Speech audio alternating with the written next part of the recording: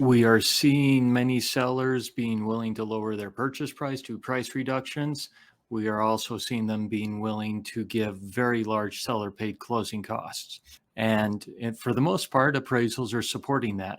Today, we want to look at one way of utilizing those seller paid closing costs to buy down the interest rate as a temporary buy down. My name is Miles Pitcher. I'm the owner of Superior Lending located in Utah.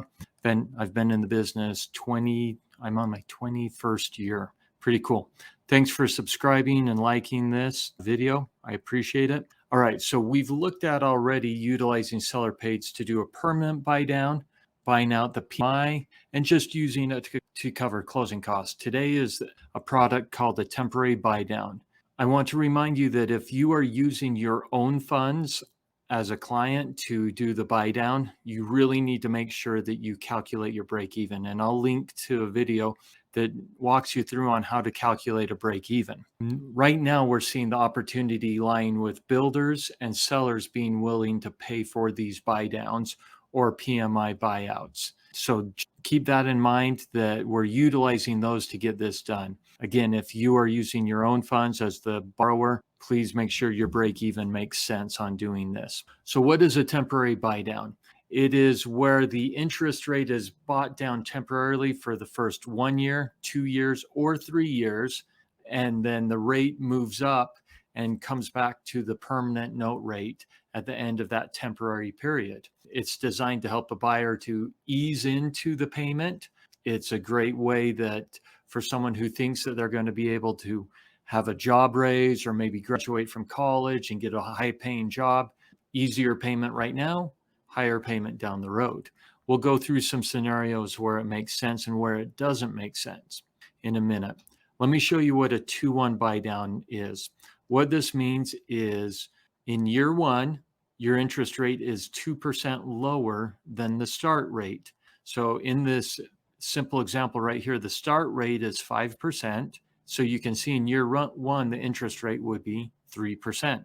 Then in year two, the 1 represents a 1% reduction. So that's a 4% interest rate for all of year two. And then year 3 through 30, you're back at your permanent rate of 5%. That's how it works. There's also a 3-2-1 buy down, which means you can see in year one, 3% lower, year two, 2% lower, and then year three, 1% lower. And you can see how that affects the monthly payments. And then you're back at your permanent rate right there. There's also a 1 year buy down, a 1/0, but the common one that we see most of the time is a 2-1 buy down.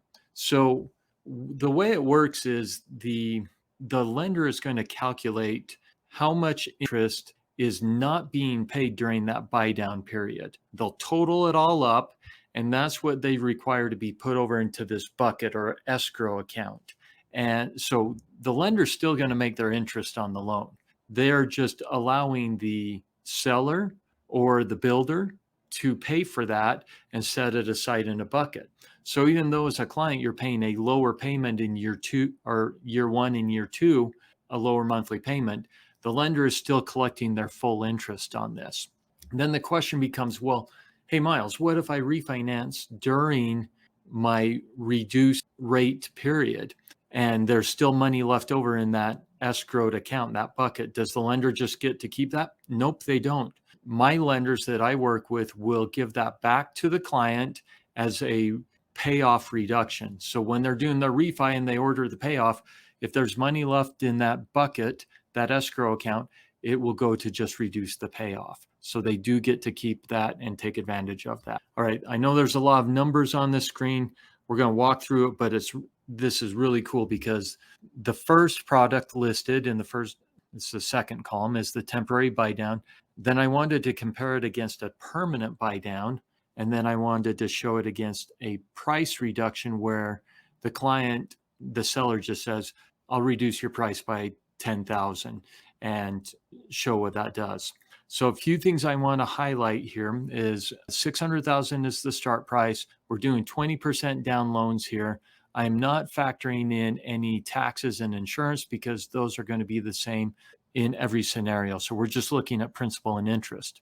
You'll see on the line about the interest rate that the start rate for the temporary buy down is 5.625. On a temporary buy down, you qualify at the full permanent rate, 5.625. Even though if you're doing a 2-1 buy down, your first year's going to be at 3.625. So that's one thing you need to be aware of, is your qualifying's at 5.625. Permanent buy down, you can see where we are dropping there from a 5.5 down to a 4.875.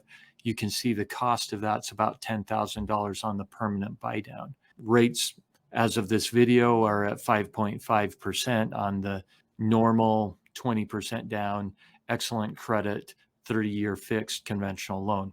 Now I want you to look, I've highlighted in yellow, and there's some arrows pointing here that show what your year one principal and interest payment looks like. $21.90. Year two, it jumps up to $24.69, and then year three becomes the permanent payment, because it's then based on 5.625, $27.65. And you can see how those move up 1% in interest rate every year. Compare that against the permanent buy down, and that payment for the whole life of the loan is $25.40. And then you can see over on the no buy down option, $26.80. Look how significant the savings are on this over the first 24 months, 2 years. On the temporary buy down, that's $55,900 versus $60,900, so a $5,000 savings.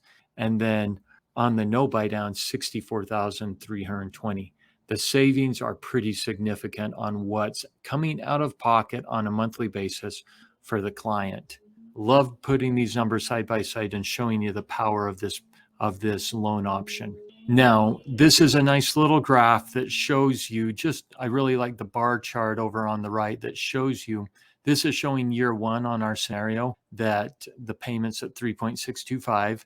And then you can see that the payment jumps up year two, and then year three, and thereon is the permanent rate. I have a cool calculator that is available. I am getting it put up on my website, but in the meantime, if you ever wanted to know how much do I need to get the seller to contribute so that I can do a temporary buy down, just give me the info. I just need to know your loan amount, the term, interest rate, and I can help you figure that also. I did this one with no property tax or homeowners insurance. And then we can figure out, you can see on this one, it takes $10,436 to do the 2-1 buy down. And that's pretty cool. All right. So the real question is, which one is better for you, temporary or permanent buy down? And here's how I look at it. Number one, does the client have the room in their debt ratios or in qualifying to be able to do a temporary buy down? Because even though you do a temporary buy down, we always run your numbers at the full note rate, not at the lower 3.625 rate. So if you need help on your debt ratios, then we need to do a permanent buy down, because at 4.875, we use that because that's permanent for the full 30 years or as long as you have the loan. Again, if you need to qualify for a higher purchase price, you want to get more home, the permanent buy down is better. That allows you to buy more home. That there's going to be a recession coming up and that rates will drop in the coming 2 years, the temporary buy down is a great way to go. And I've already talked a little bit about what happens if you refinance before the reduced rate period ends and you still have money left in that escrow bucket. That goes back to you as a reduction of your payoff. But if you believe there's going to be a refi opportunity within the next couple of years, the temporary buy down is a great way to go. You have to be fully aware of the risk there, that if rates don't drop down or if you can't qualify, you are going to have a point at which you're back paying your full note rate for the rest of the loan. If you don't believe that rates aren't going to come down in the next 2 years, or maybe further down the road, 5-10 years, your permanent buy down is going to be a better way for you to go. And I also mentioned this earlier, if you know that in the next year or two, you're going to have a much higher salary, income, whatever be it, your spouse is going to start working after they graduate from college, temporary buy down is great because it eases you in. This is great also. I will add, if I haven't said it already, great for builders to be able to offer to people coming in trying to buy homes to help ease them into those payments. Rates have moved up. This is one fabulous way to get your payment down to fit your budget. Let me hop now and give you an update on rates. There is a lot going on. We have been watching and predicting, calling that a recession is coming, and we continue to see more indicators that the recession is already here or it's coming. First of all, unemployment today ticked up a little bit, and that's one of the signs that when unemployment is at its lowest rates and then starts ticking up and unemployment's going to go up, that's a sign of a coming in recession. We've talked about the inverted yield curve, still the case. And then we just got some news yesterday on inflation. Boy, it is hot. It came in on the CPI numbers year over year, 9.1%. That is incredibly high. So with that being said, you can see where rates are in this inversed chart. So as the chart moves down, rates are moving up. And so we're kind of in this channel with some resistance points in there, watching carefully, getting most of our clients locked in and not risking things here. You can see the little triangles are where we get locked notifications and we get our pipeline locked in. But yeah, we believe inflation is going to continue into the fall. And at that point, that's where it is hopefully going to be getting better and better from that point on. Please let me know if you have any questions or I can help you on any scenarios. If you're looking at a temporary buy down and want to know how much do I need to ask the seller to cover, let me know and I can help you with those numbers. Miles Pitcher, Superior Lending. We'll be back next week with another tip.